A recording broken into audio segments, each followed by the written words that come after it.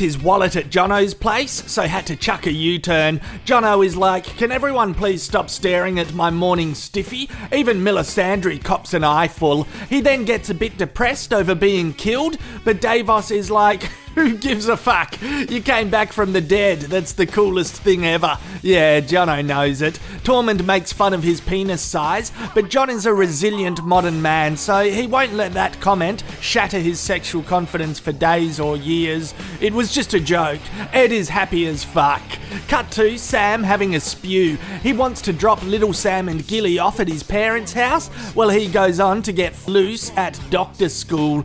Branno has a history class again. He learns how stubborn his dad was about changing his hairdo and how he beat Arthur Dane in a fight because his mate Reedy did a dirty move.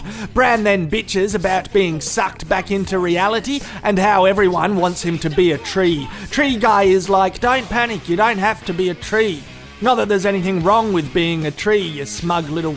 Because Emilia Clarke is racist towards boobs, we watch a stand-in actress from behind for half a scene. But yeah, nah, these Dothraki are fucking stubborn when it comes to divorcing your dead hubby. Varys hasn't had time to install an air conditioner. His work rate is still pretty good though. He dishes out some classic savage politeness for this Sons of the Harpy Sheila, and she really has no choice but to get the bloody hell out of town.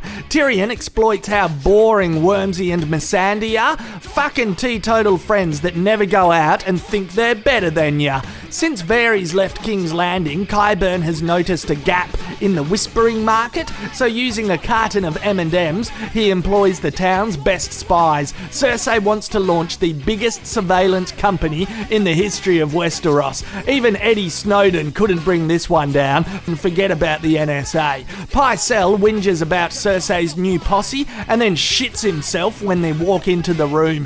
Her and Jaime want to be in the cool group again, but Kevin Lannister and Grandma Tyrell are like, no way. So head off to find a new place to sit at recess and lunchtime. Poor Gregor, no one likes him.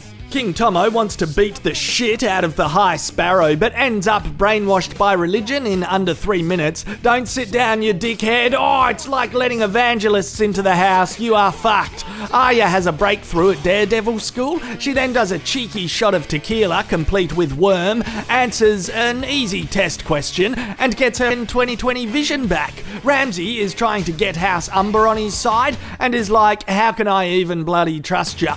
Lord Umber gives him Rickon Stark and Osha and the head of Shaggy Dog. Castle Black is ready to play a game of Hangman. There's nothing much to say in this recap section at the moment other than, yeah, fuck off, Ollie. He then gives Ed his dressing gown. Ed is like, what do I do with your dressing gown? Jono is like, it's a prezi.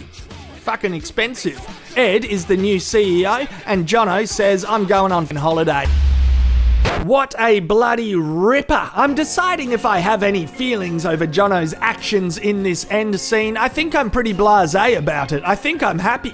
I mean, these blokes killed him because they're xenophobic bigots who can't see the big picture and the real war on the horizon. There are traits I like and admire in Alyssa Thorne, don't get me wrong, and credit to actor Owen Teale for doing a stellar job, but yeah, nah, fuck him. In regards to Ollie, well, he failed to learn to choose your battles, which in this world means you're cactus, even if you're a youngster. Jono killed the main cannibal that fucked up his family back in the day, plus the little bugger got revenge by killing Ygritte, yet he still chose to be racist towards all wildlings, so fuck him. Besides the Castle Black shenanigans, I've loved the scenes over in Meereen. Varys was in top-notch form. He has a new spy network set up, he's uncovered who is behind the Sons of the Harpy, and we even got some Varys emotion. I think he was sincere in that he wasn't threatening this Sheila's kid. He had a bad childhood, he had his dick ripped off, so I believe he ethically thinks children are blameless, which is an interesting ethic to have foreshadow Jono's actions at the end.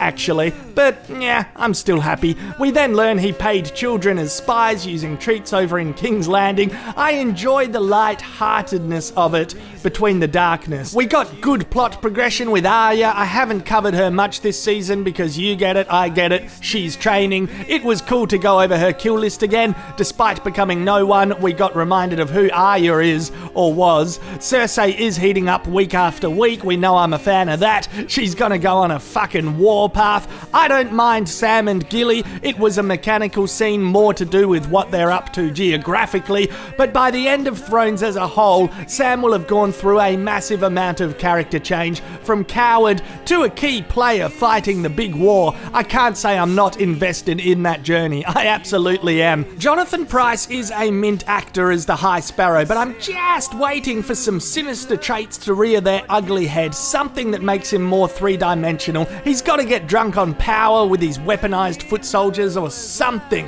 Having him just go from scene to scene, leaving characters tongue-tied via polite spiritual intellect, is getting a bit samey-same. I love the way these flashbacks are being done. Absolutely love them to death. I'm not worried about the scene ending abruptly. It's the rules of time traveling. You can't stay in history for too long. We'll get closure on what's happening here soon for sure.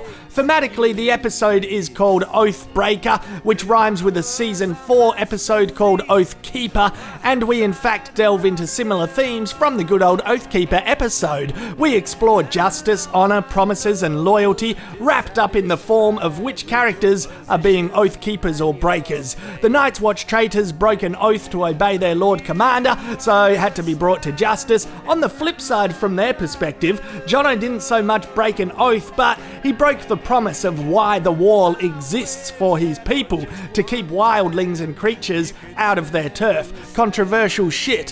Houses of the North are scrapping their loyalty to the Starks and joining the Boltons. Despite confident answers, I absolutely think Arya is flirting with whether or not she'll be an Oathbreaker or Keeper to the House of Black and White.